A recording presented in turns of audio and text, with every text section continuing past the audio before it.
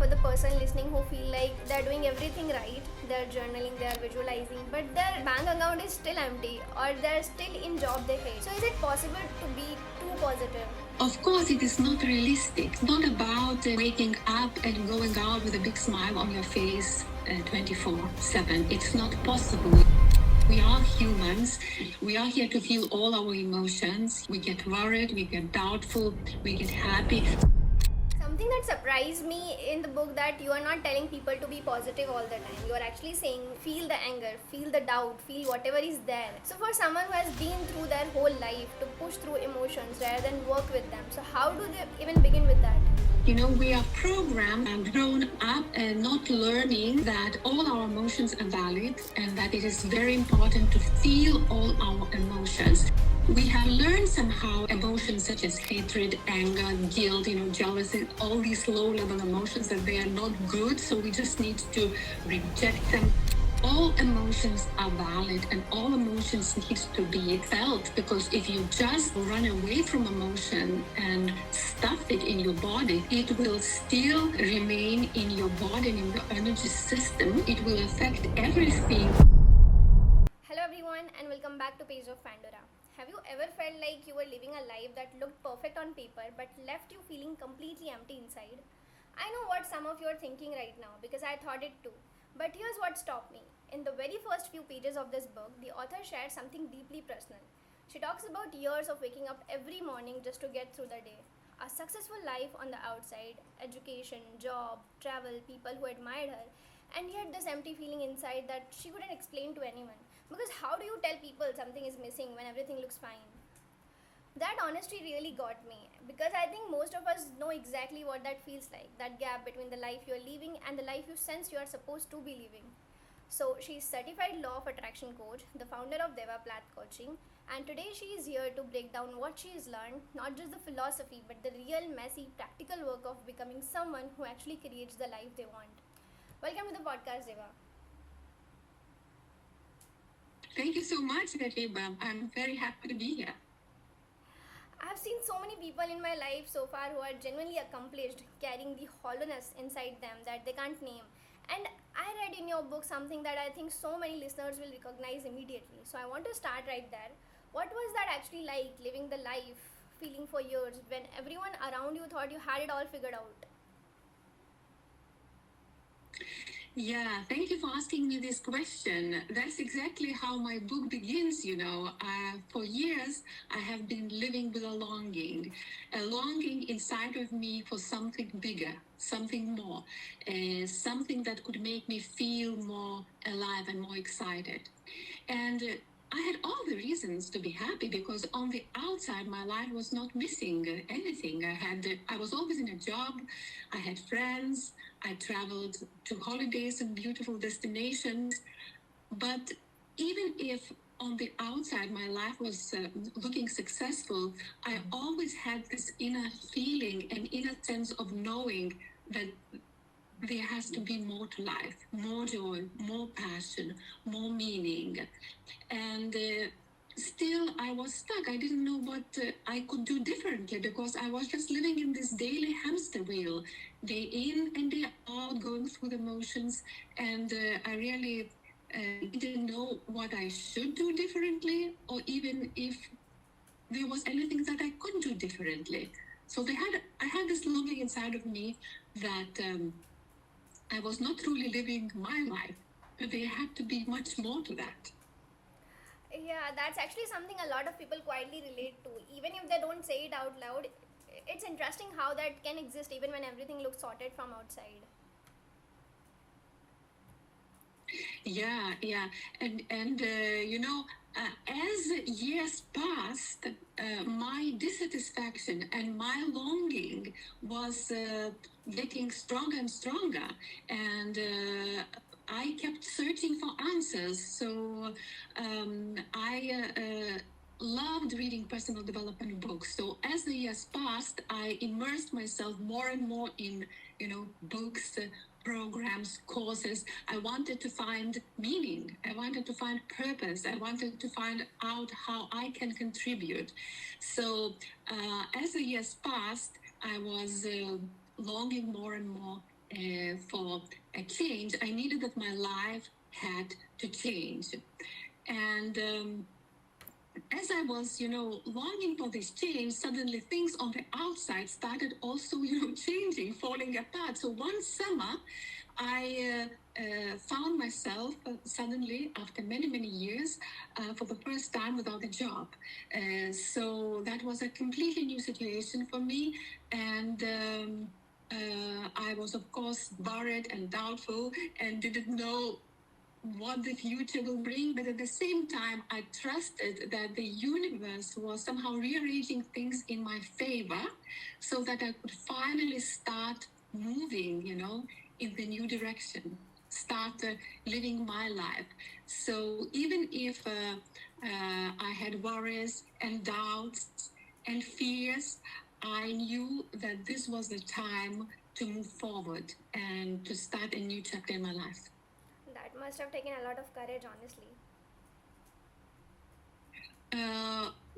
Maybe, but I don't look at this way because at that time I was so ready for a change. So when I lost my job, it was like, okay, now is the time for me finally to start moving in the new direction. And even if I didn't know how this new life would look like, because at that time I was not sure that I would become a coach. But I knew that in the world of personal development, I found something very, very meaningful and very, very important. And I knew that I had to continue to go in this way. You know? And I find this fascinating because you discovered the law of attraction during all of this. And honestly, when most people hear those three words, they either roll their eyes or they go buy a vision board and wait for the magic to happen. So, where does it actually go wrong for most of the people? I'm so happy that you're asking me this question. There are so misconceptions and so misinterpretations in the world about the law of attraction, what it is. And some of this is really woo-woo. I'm a law of attraction coach. I'm certified in that, and I still believe that there are many things in the category of woo-woo because people don't really understand what it is and don't really understand how it works. So one of the aims with my book was to break down the law of attraction and other universal laws in a practical and realistic and grounded way so that people could understand how they can use it in their daily lives. So law of attraction, it exists. It is given. It's like the law of gravity. We do not question it. If I take a pen and I throw it down, release from my hands, it will fall down. Nobody questions that. There is law of gravity working. In the same way, there is the law of attraction working in this universe. We live in an attraction-based universe where like energy attracts like energy. And this is law, whether we believe it or not, whether we, are skeptical or not, this is law. Like energy attracts like energy. And I'm sure that people know it from everyday life. It's like what you focus on, you get more of. Like attracts like. The energy that you send out comes back to you. All these sayings refer to the powerful law of attraction that works in our lives. So, a very practical and easy way to explain law of attraction would be to imagine that we are like a magnet, drawing back to us things, experiences that are on the same frequency that we're sending out. Your thoughts, your feelings, energy, and the way you feel affects everything that you are drawing back to you into your life. And the better you feel, the higher your energetic frequency, the better things and experiences you attract. So nothing is more important than feeling good. This is the key message in the book that goes, from one chapter to another chapter, because when we feel good, we are attracting good things and we are in alignment with everything that we want to achieve. So feeling good is the key to manifesting all that we want.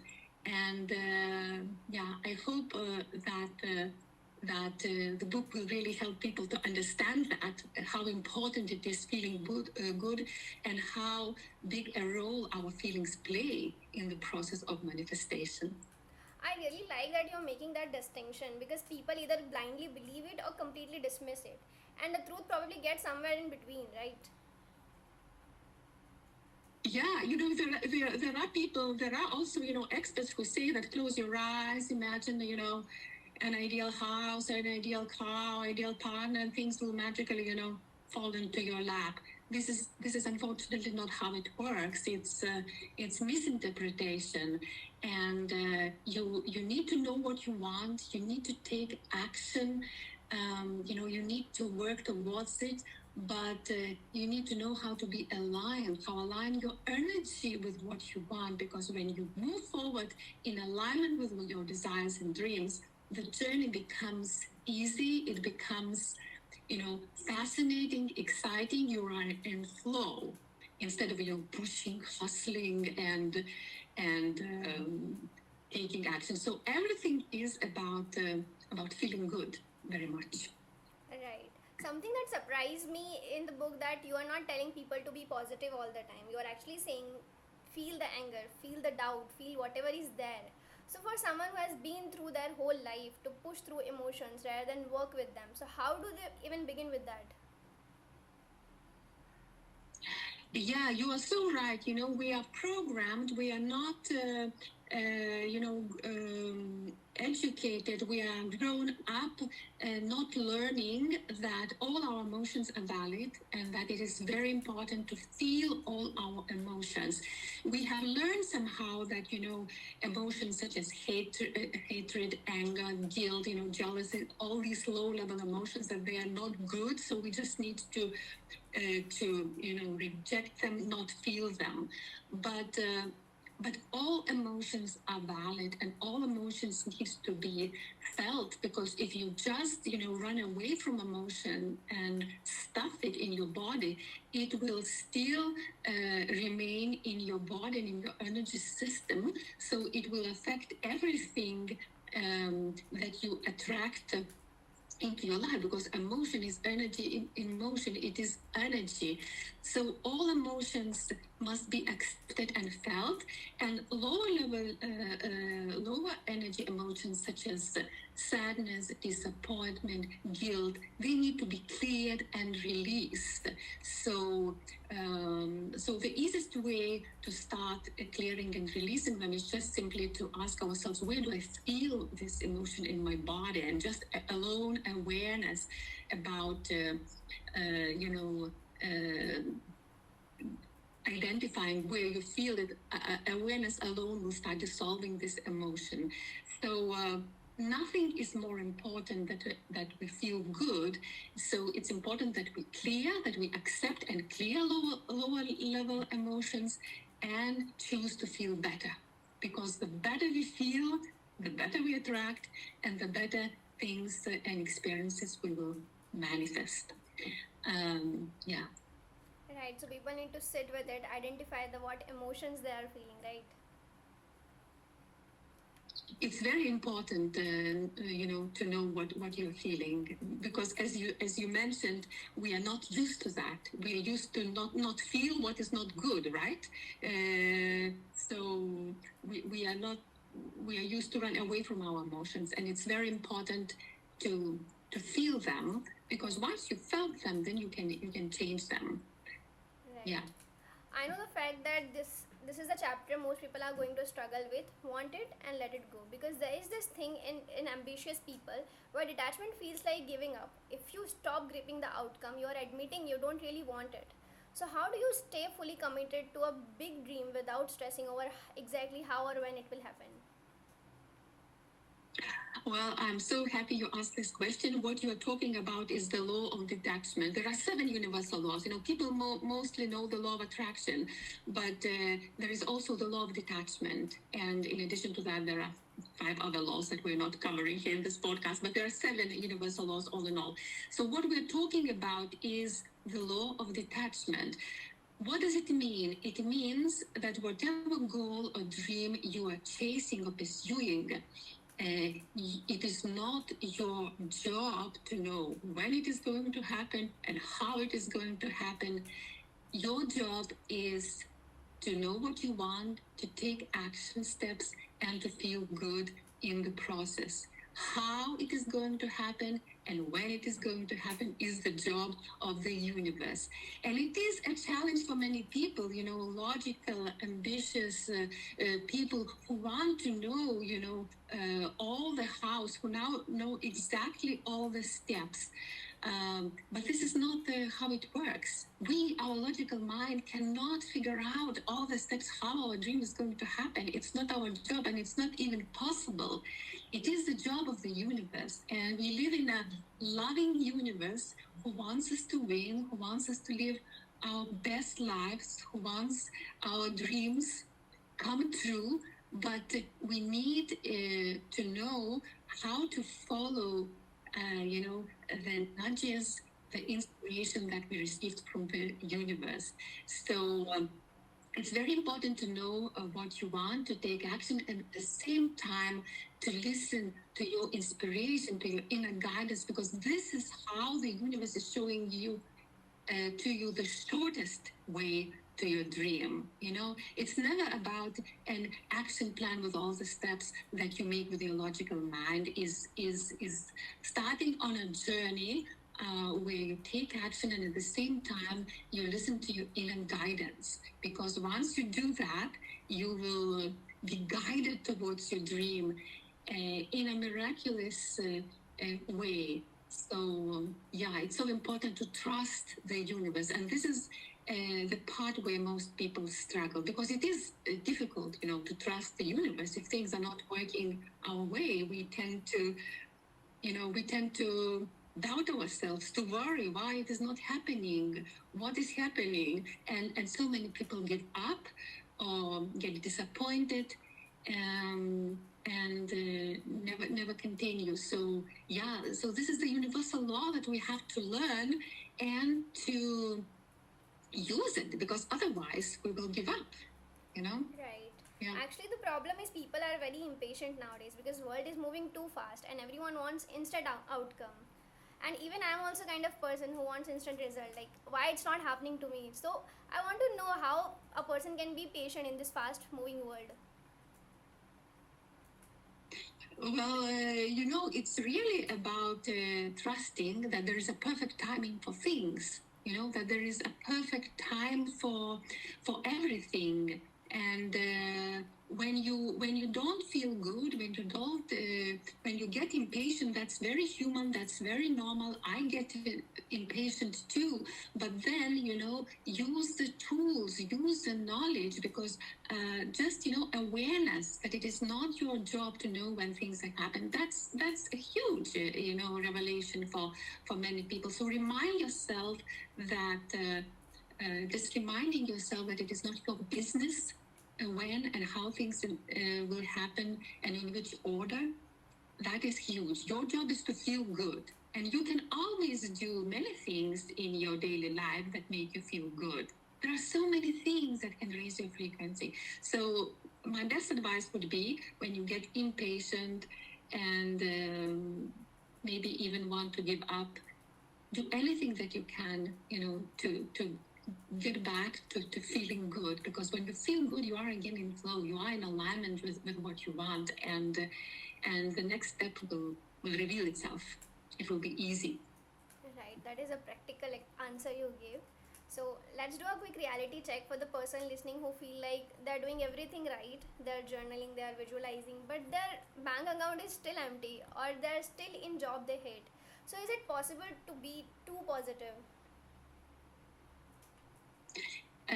Of course, it is not realistic. It's not about waking up and going out with a big smile on your face 24/7. It's not possible. We are humans. We are here to feel all our emotions. We get worried, we get doubtful, we get happy. So it's not about being positive all the time, and it's not trying to be positive all the time. It's about your focus. If you want, for example, more wealth and more abundance, and you start working towards it, but next day or in 1 month you wake up and your bank account is still empty. What you need to do is to manage your focus. You can still focus on what you don't have on the bank account that is empty, which will keep you exactly in the same, frequency, and in the same emotional state, and you will attract more of the same, because that's right, the law of attraction working right there. What you focus on, you get more of. Or you can decide, you know what, even if my bank account is empty, I'm going to focus on everything that is going well in my life, on everything that is working. For example, keeping gratitude journal, and focusing on what you are grateful for. Just by changing your focus and starting to focus on the things that are working in your life, on your successes, on things that you are grateful for, will raise your energetic frequency. You will feel better, and you will start attracting better things and experiences. So it's really about knowing how to manage your feeling state, because things there will always be things that are not working. There will be always challenges and setbacks, but it's how you um, handle them. It's how you manage your focus. And one of the other universal laws that I cover in my book is the law of polarity, which is a very, very powerful law to know when you face setbacks and challenges in your life. And the law of polarity is all about that there are two poles of everything in the universe. There is darkness and there is light, there is sadness and there is joy, there is poverty and there is wealth. So you, in every given moment, decide. You have a powerful choice to make where you're going to put your focus. Either you're focusing on what you don't have, or you decide to focus on what you do have, what you want. So this is a powerful shift right there. So in my book, in every chapter, I give exercises for people that they can use right away, easy to understand daily practices that will help them to feel good no matter what, to help them to manage their vibration so that they get in alignment with what they want, and so that their journey towards their goals becomes more easy and more effortless. Right, that is such a real scenario, and I think a lot of people will find this very helpful because I've read a lot of non-fiction books and they sound very fluffy and unrealistic, but your book is like a practical guide. So, yeah, many people will be finding this very helpful, and this was honestly such a grounding conversation. I love how real you kept it, not just the ideas, but the messy human side of growth. And I'm sure a lot of people needed to hear this today. So, thank you so much for being here today. And to everyone listening out there, check out the book. It's available on Amazon. What You Want is on its way. And also stay connected with the author on Instagram to stay connected to her creative journey. Thank you so much, Deva. Thank you so much. It was such a pleasure to share my thoughts with you. Thank you. Thank you. Would you like to share anything to the audience?